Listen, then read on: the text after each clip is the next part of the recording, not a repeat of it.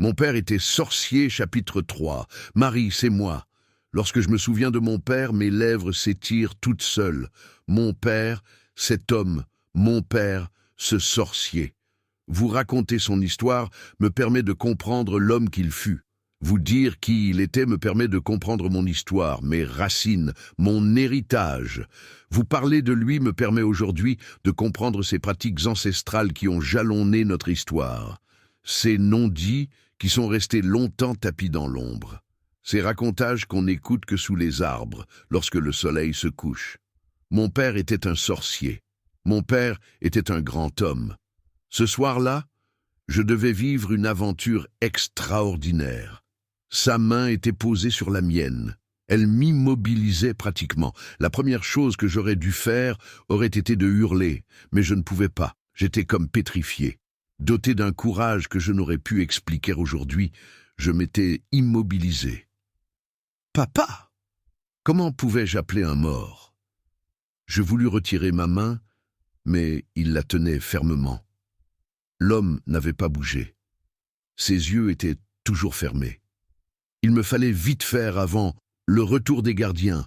Je tirai ma main de toutes mes forces. Soudain, comme dans un ralenti, je le vis lever la tête comme un cobra prêt à attaquer.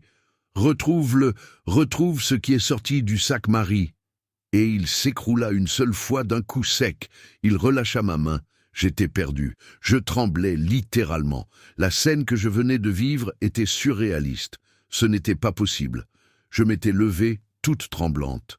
Le mort était encore couché, le mort avait encore les yeux fermés. Je reculais tout doucement. J'avais oublié la calebasse au coin. Il me fallait partir. Il me fallait m'éloigner vite, très vite. Je sortis de la case en courant. Je courais sans m'arrêter. Épuisé, je m'étais arrêté à plusieurs kilomètres. Où étais-je? Mon cœur battait très rapidement. Jusqu'ici, je n'avais jamais éprouvé aucune peur.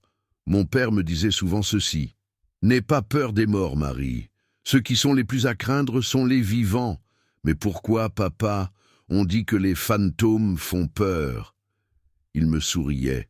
« Un mort ne te fera jamais mal.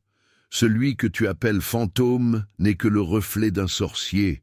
C'est différent, je n'avais pas compris la différence. »« Papa !» ai-je hurlé dans la nuit noire. Comment vais-je trouver ce qui est sorti du sac? Je ne savais même pas ce que je devais retrouver et pourquoi.